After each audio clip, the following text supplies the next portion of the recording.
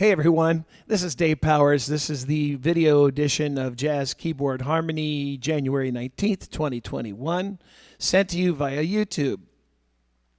Now, I'm sending this via YouTube, one, so we can get all caught up on things. I'm going to show you some video of what I'm playing for our worksheets and exercises we've been handed out so far. So I'll be concise as possible, and if you need to go over anything, you can just rewind this video, right? Great. Also, later on, when there's assignments and things that I would want from you, you can send them to me via YouTube or Google Send, or however you know, Dropbox. Videos take a lot of memory.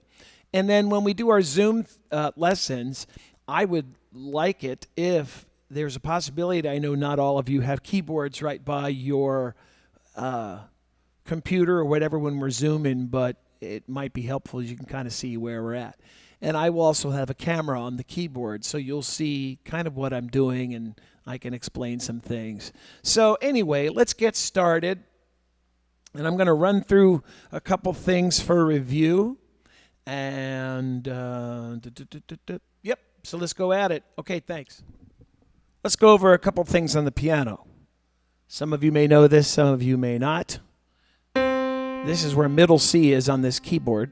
So if you don't see the whole keyboard. Okay.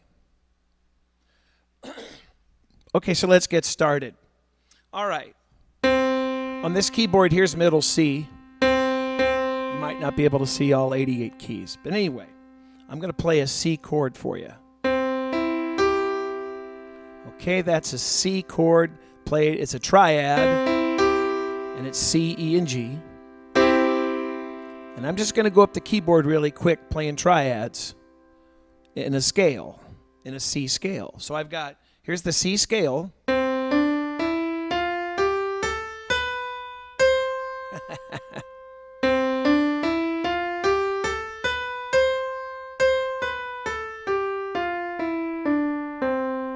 Now, I'm going to play triads going up the scale, and we're going to give them Roman numerals. So if I'm playing in the key of C, C is my 1. It's my 1 key. So I'm going to go to the next scale degree, which is D. So this is C, E, G. This is a D minor. The difference is this is major, minor. It's the third. So the major third means happy, minor means sad. Okay?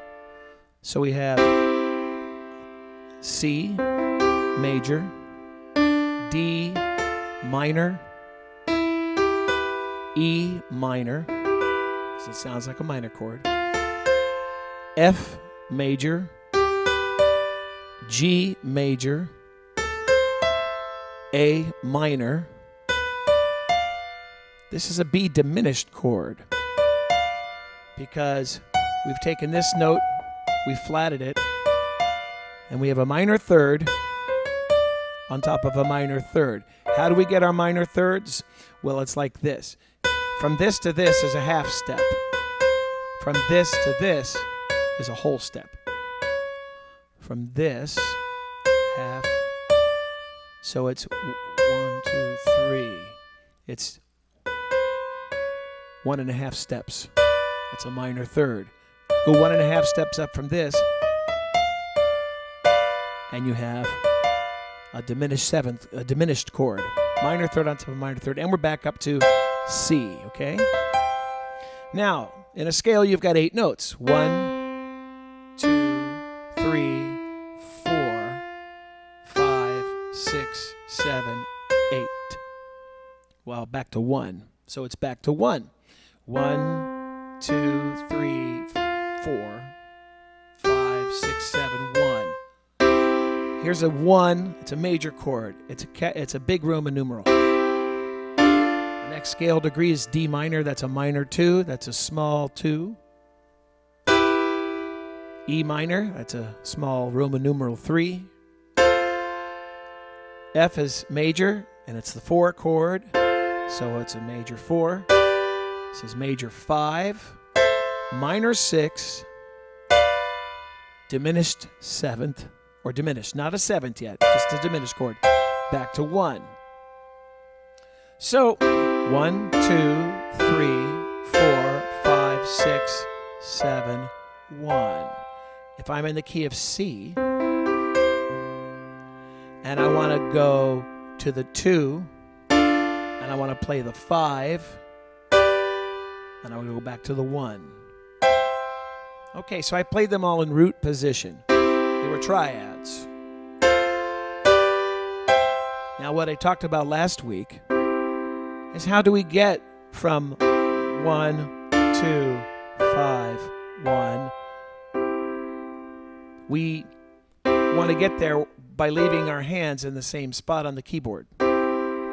So I'm going to do this.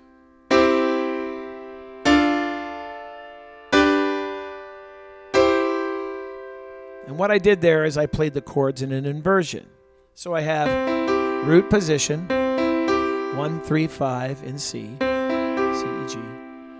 And then I played that in root position, D, F, and A. Now I went to my 5 chord and I just moved this to here. So I just moved this a whole step up. And if I take this note, put it on top, I've got my G chord. But I'm making a inversion of it so I can go back to my C chord. If I take this note, put it down the bottom. Okay, so chord inversions are what keyboard players do to get from one chord to the next chord.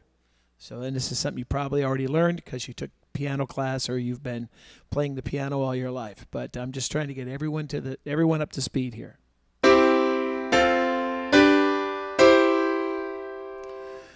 In jazz music and popular music, most popular music, you're going to have a chord change of 2, 5, 1. So 2, 5, 1 sounds something like in the key of C. This is my 1 chord.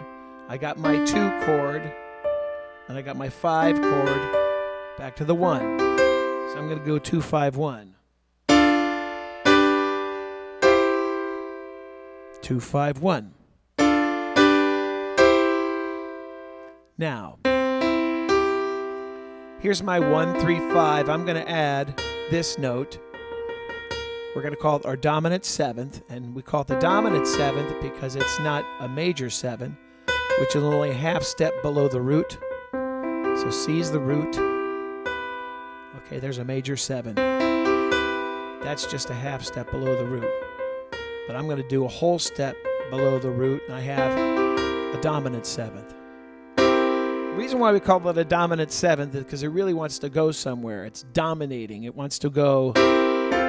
You hear it maybe like in music, you know? So you want it to go somewhere, but that's the dominant 7th. All right.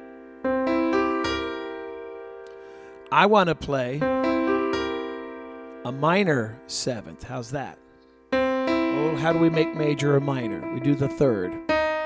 We change it to the 3rd, and now we have a minor 7th chord. 7th chords are really great in jazz to give the chord some more color or flavor, just like a 7th chord or a 9th chord. And how we do that, we don't always play chords in root position, just like I said before. We might change things around. So let's take this C7. Let's take this note, which is the root, move it up top. There's our first inversion. Let's take this and put this on top of that. And then let's take this note and put that on top. So you have a nice... Let's do a C major 7. Okay, there's a C major 7. The 7th is a half step below the root. I'm going to do an inversion of that. Take this note and move it up there. I'm going to take this note and move it up there. I'm going to take this note and move it up there. So you're moving it all around.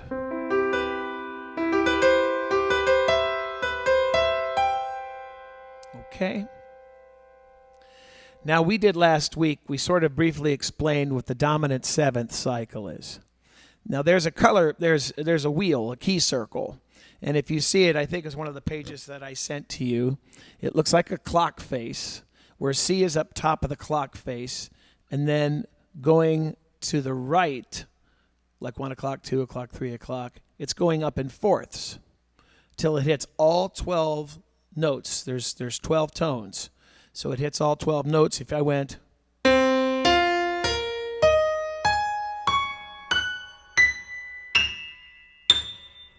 I ran out of notes. But if I went down here,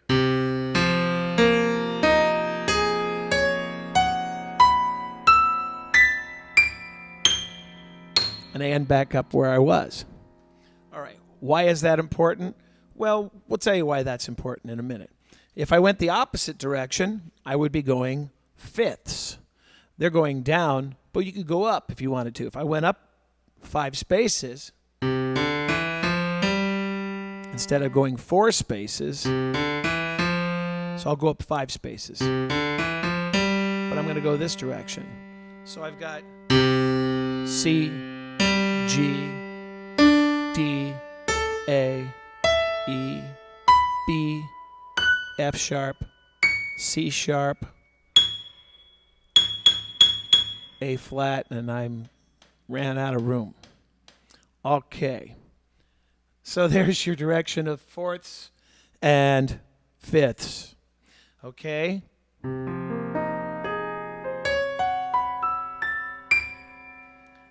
We're going to take this exercise and give it to the left hand. And that was your first handout that you had. So we started with E below the middle C. We're going down 5 and then up 4. So 1, went down 4, and I'm going up. I went down 5. 1, 2, 3, 4, 5. And then I'm going to go up 4. And then down 5. And then up 4. And I'm just going to play. And you can follow along in that page I sent you. I think it's page 12 of the Jazz Keyboard Harmony book. I've got the book right in front of me right here. So anyway, listen to this. This is your left hand exercise that we did last week. Those of you that don't know, you can watch what I do.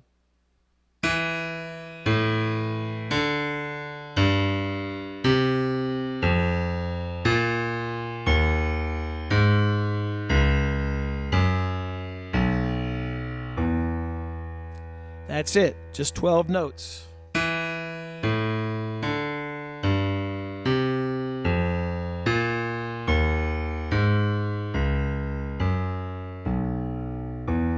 So I just covered that whole cycle without moving my hand all around the keyboard. See, there's a trick to this piano thing. First thing I'm going to do, now we're going to talk about an interval as we do this exercise for you. I think it's on a page called Preliminary Exercises. But what we'll do is we'll do this.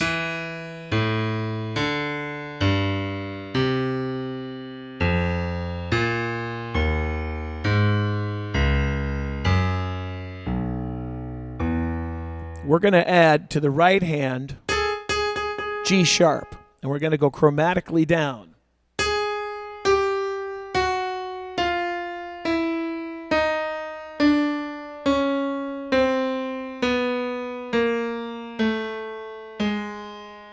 We're going to put them both together, G sharp here, E here.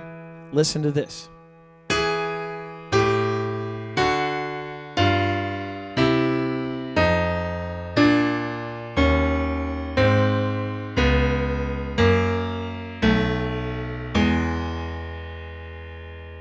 Sounds kind of cool. Practicing isn't fun. Nobody likes to practice, but if you want to make it a game, you could go.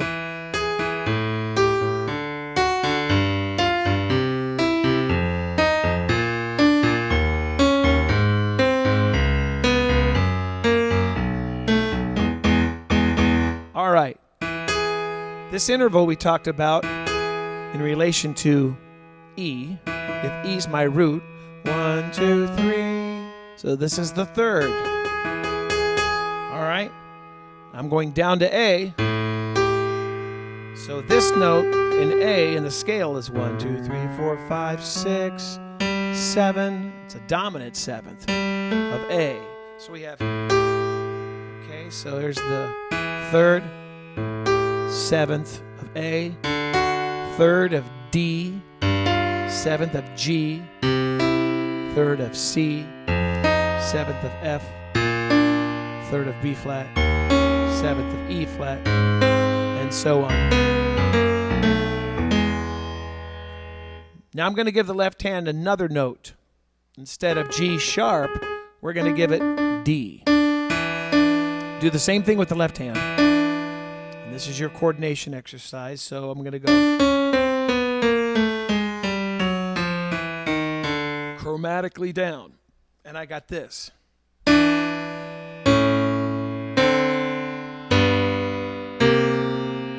worry about your fingering. Just play the notes. Sorry, classical piano players. It's all about playing the notes right now. Oops. See, you can get tangled up on this thing.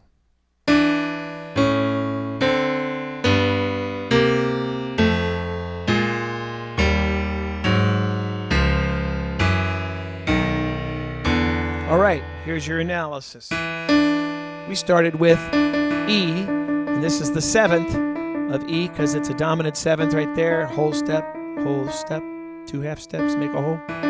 So that's the seventh. The next one we go to A, that's the third for A.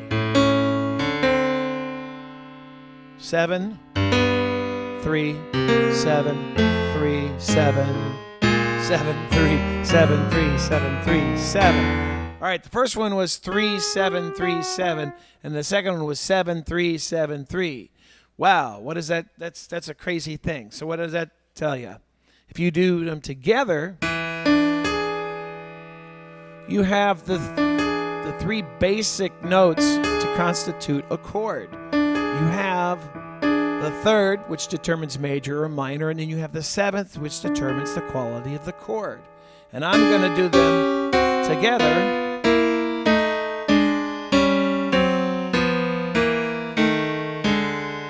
Looks kind of like when you were a kid, the Eensy Weensy Spider game. And also, just so you know, that interval is an augmented fourth. Here's a fourth. 1, 2, 3, 4. That's a fourth right there. Okay, just like that's a third, that's a fourth. If I go up, sharp, I'm going this direction. Sharp, that's augmented fourth. But if I went like this, if I did this, well, here's the augmented fourth for sure. It is also the tritone. And just remember, the augmented fourth is the tritone. And we'll get to that in a minute. So,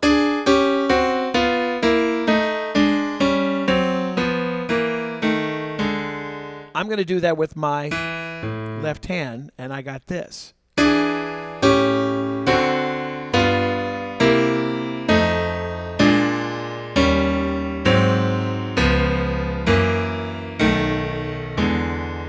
These are all seventh chords, starting with E7, A7, D7, G7, C7, F7, B flat 7, E flat 7, A flat 7, D flat 7, F sharp 7, B7. That's where we go. It's good to practice this. So I really want you guys to practice these things. Practice how it feels to play it.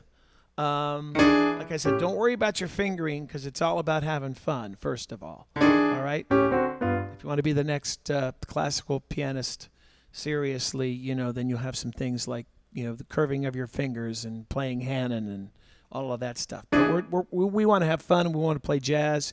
We want to play pop tunes. We want to have a good concept of jazz keyboard harmony. So even if I'm having fun going...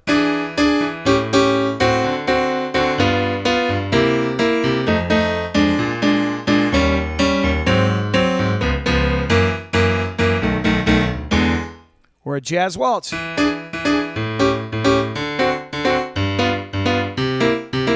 so on and so on. Let's do a different seventh cycle, okay? Let's do a major seventh cycle. This is really cool as well. So instead of chromatically down, and I don't know if I sent this to you already or not. I might have not. So, but I'll be sure to get it to you. What I want to show you is this major seventh cycle, starting with this again, and I'm going to do this instead, D sharp, and then I'm going to do, I'm going down kind of in a whole tone scale. It's called a whole tone scale because the intervals are whole tones in between, just like they usually play this for a mystery sound, suspense. So anyways, so I'm going to do D sharp to C sharp, stay there, repeat that, to B, and then B, A, G, G, F, F, E flat, and so on. So it'll sound like this.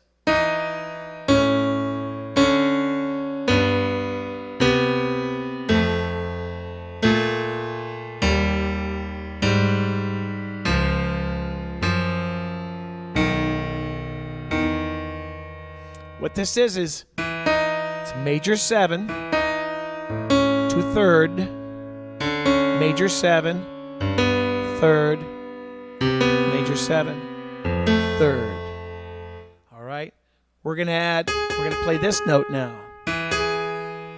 This might be a little tough. So this note will play twice the first time. Here's the 3rd, major 7th, 3rd, major 7, 3rd, major 7, 3rd, major 7th, major 7th. So we switched it around where we had 7 3 7 3 7 3. It's 3 7 3 7. Let's do them together, and you have this. Watch. Just look at the video.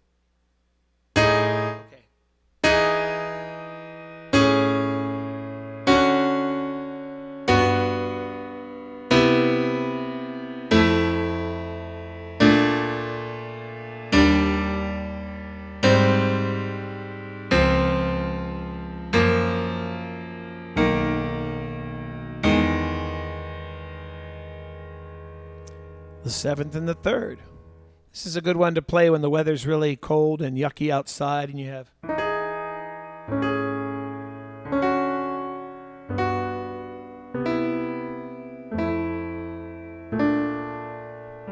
this is called a major 7th cycle. You did the dominant 7th cycle before. Now you do the major 7th cycle. Okay. Let's move on from that to a discussion on 2-5-1. So what we were doing basically were 5-1 chords, so to speak. I'm going to turn over to, and this probably is your worksheet 2. Let me see if I can't dig that up here, worksheet 2. But I'm looking at, it should be the same thing that I have on worksheet 2. Let's do 2. This is it. These are 2-5-1 chords. And there's a formula in the book that kind of shows you. Hopefully you guys have gotten your book, Jazz Keyboard Harmony. It looks like this. So please order that and pick it up. It's very helpful. So I don't know if you can see this, but I'm going to show up to the camera.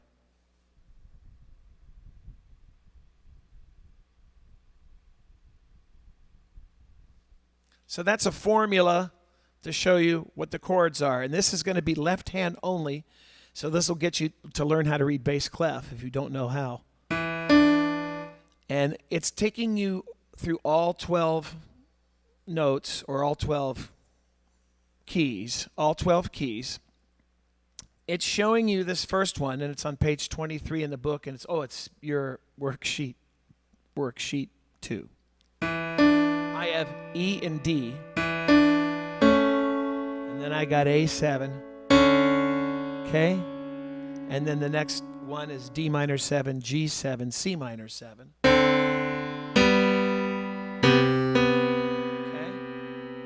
And just keep playing.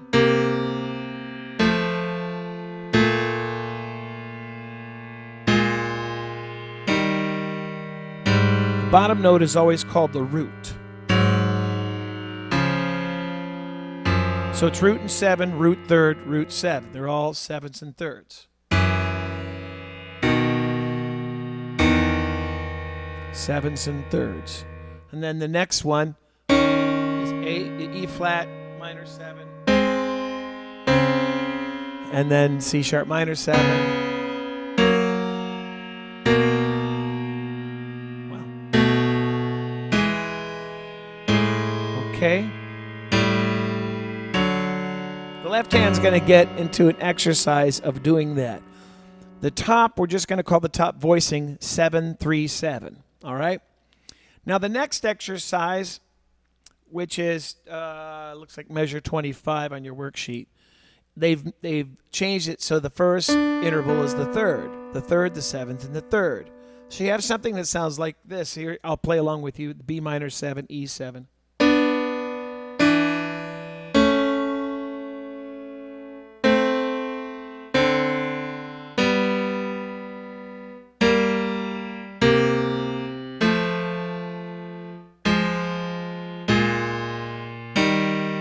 Again, the chord changes are all 2-5-1, 2-5-1. That'll be the bane of our existence, this whole course.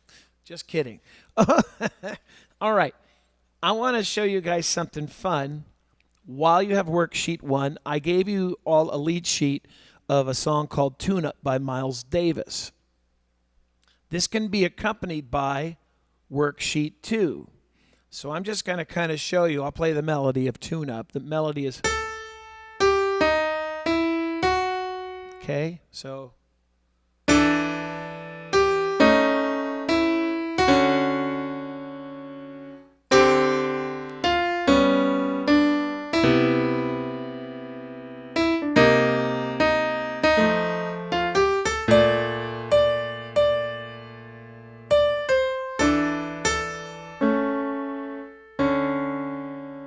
when a piano player is backing himself up, he'll usually play the root of a chord, but he might enhance it with a 7th so that he can do other notes up top.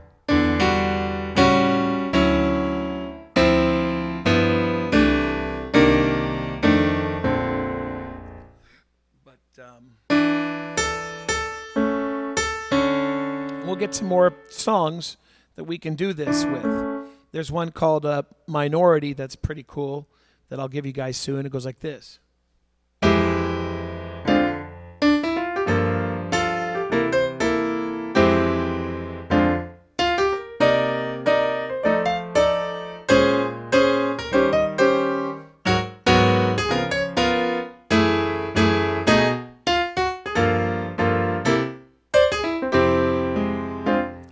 A lot of these songs have 2 5s in them.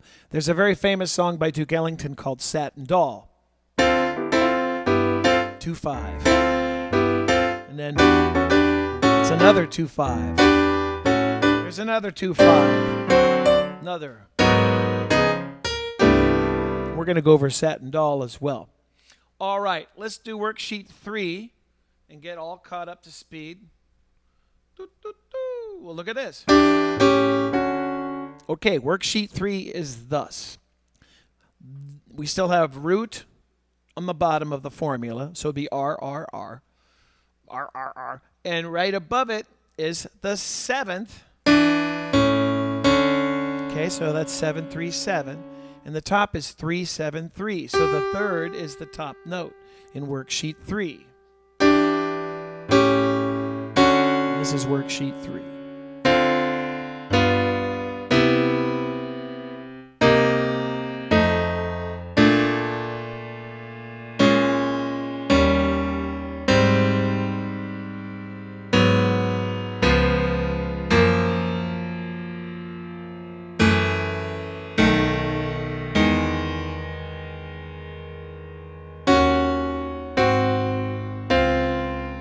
like to hear good bass. So make sure you play, if you have the capability.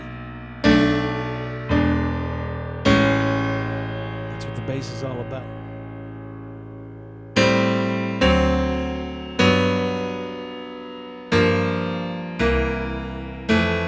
All 2-5-1 chord progressions. Okay. Cool.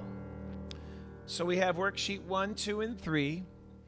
Practice tune-up with this. Now, let me say one more thing about tune-up. And there's a lot more that I want to get to you. And sorry I can't get together with you tomorrow. I'm traveling. But this YouTube video should help. And when you want to just go back and check this out, I leave it on a special YouTube page. You can go back and check things out. Now, on the chart for tune-up, I added some extra chords, if you look at your chart. So, and then I want to show you something like in the left hand, from E minor 7, A7, and I have this, the 7th, and I want to go to the 6th in the scalar degree. They call it a passing tone. Just listen and you'll see what I'm talking about.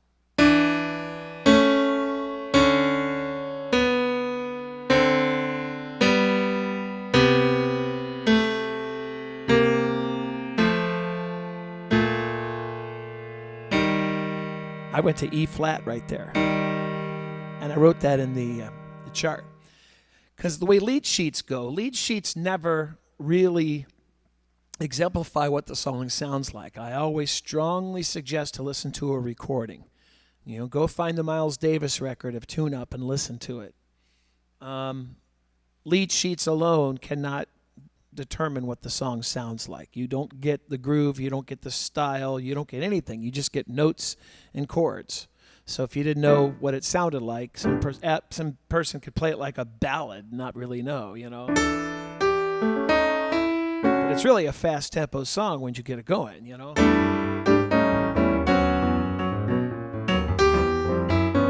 So it's a fast tempo song. Anyway, I added a passing tone, and that the lead sheet also does, there's a rest. There's a whole rest there. Well, nobody's going to play.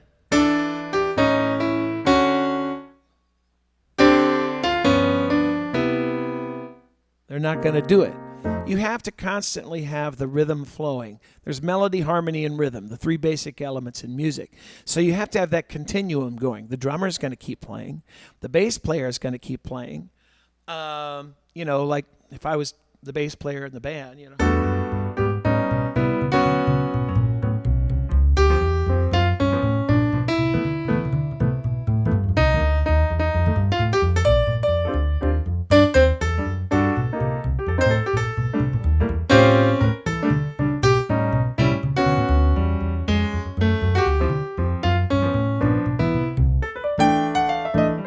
So you have that going on for you with tune-up. So I have 7 to the 6, 7 to the 6, and then I go to E flat, and then I do this. I'm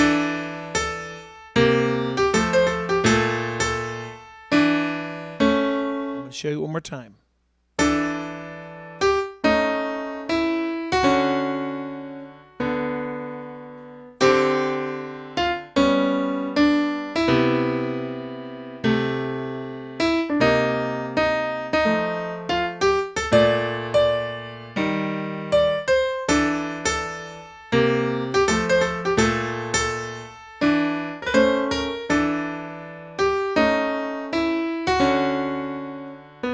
Passing tones. This will just get us started.